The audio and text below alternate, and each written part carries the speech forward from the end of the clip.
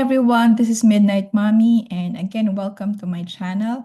At kung bago po kayo sa channel na to, please like and subscribe to this channel. So for today's video, tuturuan ko kayo kung paano mag-solve ng simple pulley problem na involved ang Newton's second law of motion. So this is our problem.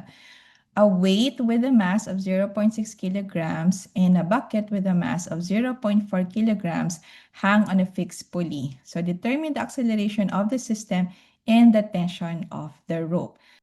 So para ma-solve po natin yung ganitong klaseng problem, kailangan muna nating identify lahat ng forces acting on your weight and on your bucket. Okay, so simulan po natin doon sa ating weight.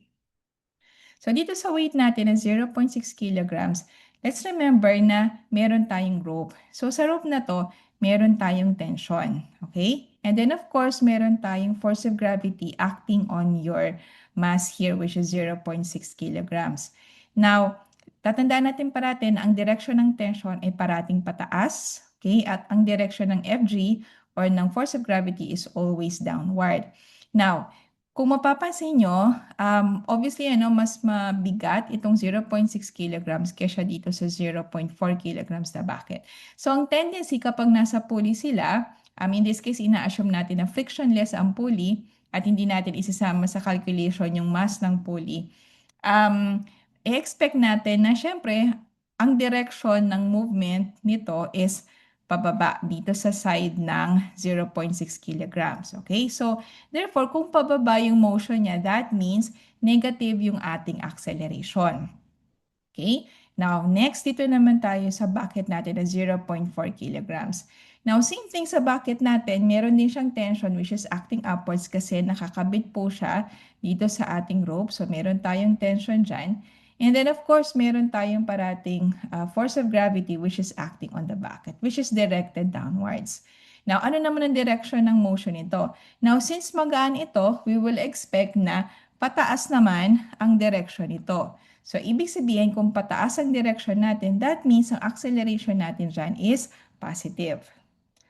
So, ngayon na meron na tayo nitong dalawang force diagram na to, ang next natin ang gagawin is to write the equation.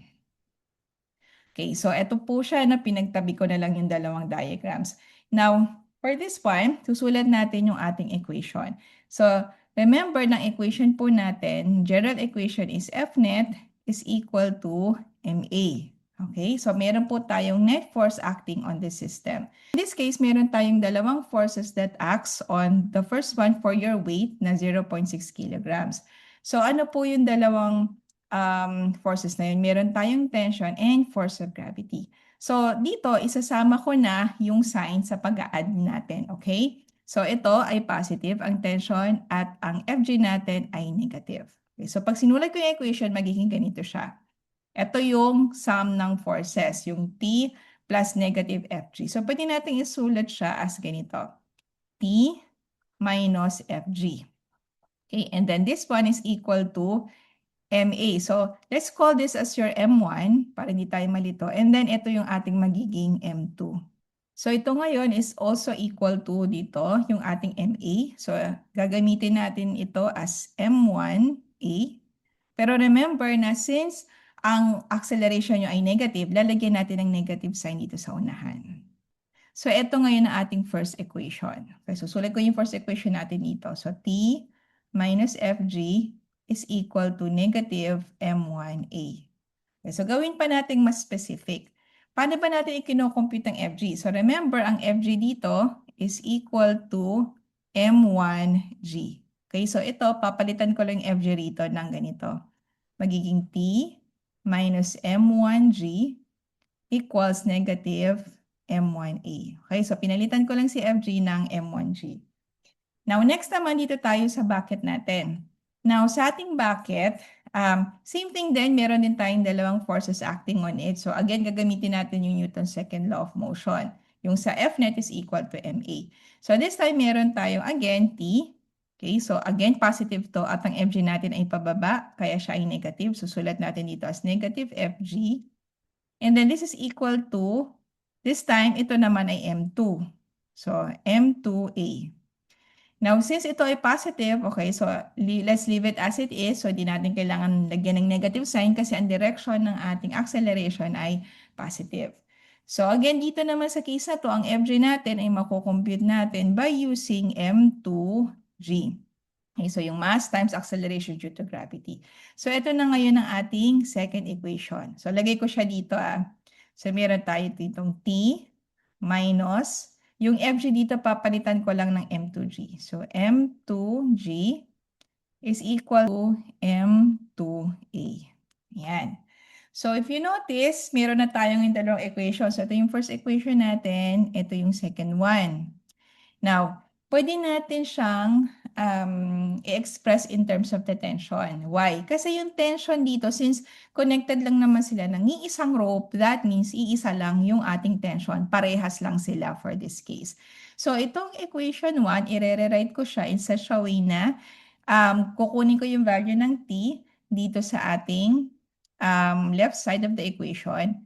And then itong negative M1G, ililipat ko siya dito sa right side. So, pag nilipat ko siya, doon na mangyayari sa negative sign, magiging positive siya. Kaya yung equation natin magiging ganito na.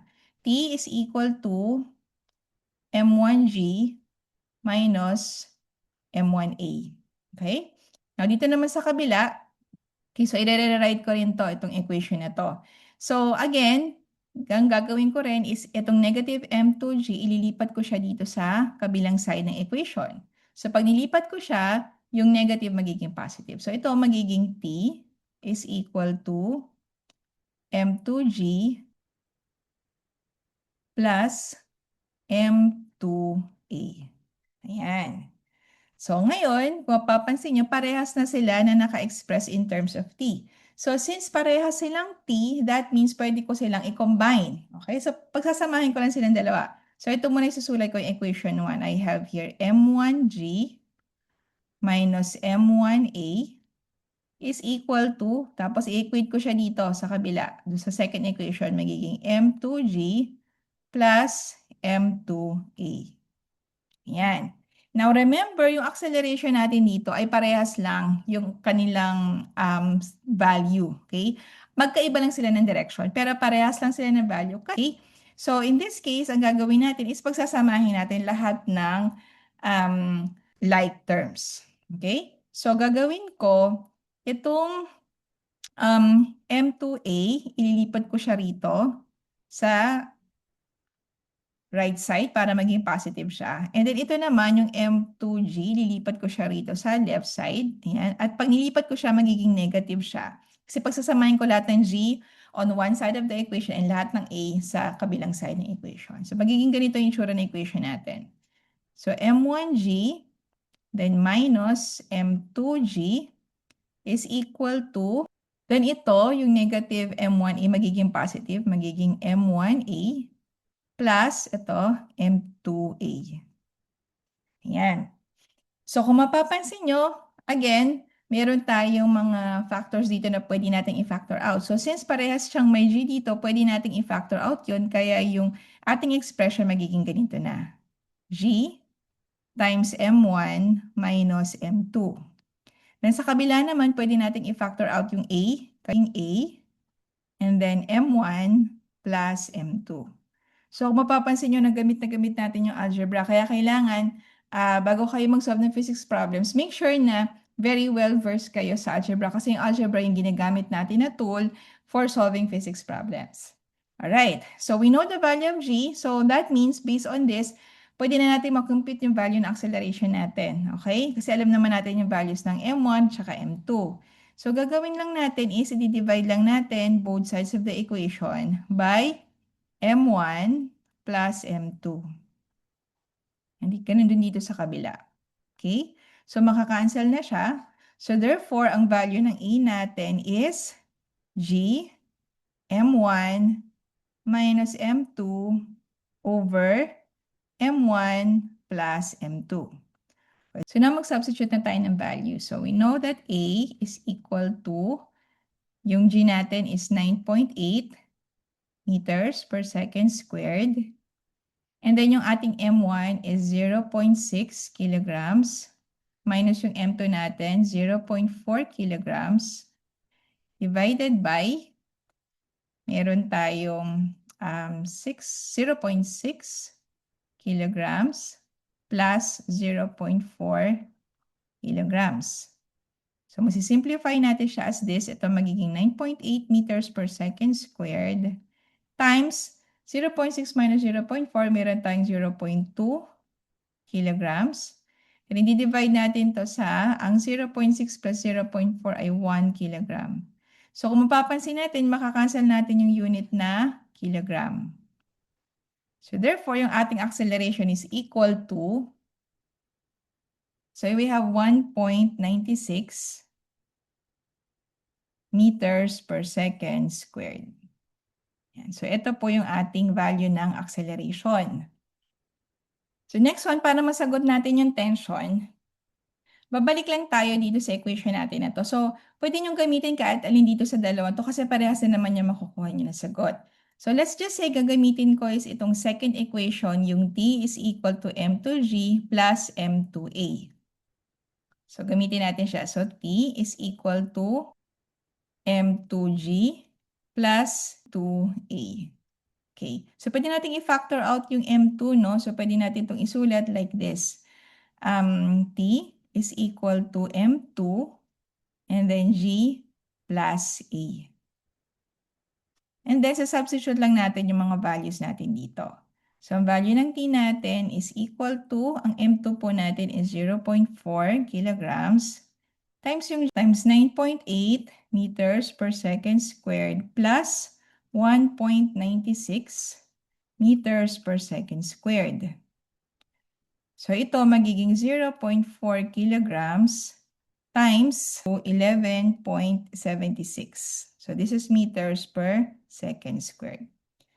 Now, kung papansin nyo, no, yung unit ng kilogram meter per second squared is actually equal to Newton. So, therefore, yung final answer natin dito for T is, pag minultiply natin yan, we'll get 4.7. So, i-round off ko na lang. So, this is 4.7 newtons. Yan. So, para ma-prove ko sa inyo na talagang parehas lang yung makukuha natin na values, gamitin din natin yung sa first equation. T is equal to M1G minus M1A. So, kung gagamitin natin to again, pwede natin i-factor out yung ating M1. So, para ito maging M1 times G minus A. So, kung gagawin natin yan, meron tayo ditong T and then yung M1 natin is 0.6 kilograms times, this time meron tayong 9.8 meters per second squared minus 1.96 meters per second squared. So, makukuha natin dito ay T is equal to 0.6 kilograms times 6 is 7.84 meters per second squared. So, kung kukompute natin ang tension, if we will multiply this, meron tayong 4.7. So, parehas din. Yan. So, ni-round off ko na lang siya. Okay? So, ganyan lang po kung paano mag-solve ng simple pulley problem. So, I hope meron po kayo natutunan sa video na to. And if you haven't subscribed yet, please subscribe and like this video. So, thank you for watching and I'll see you on my next video.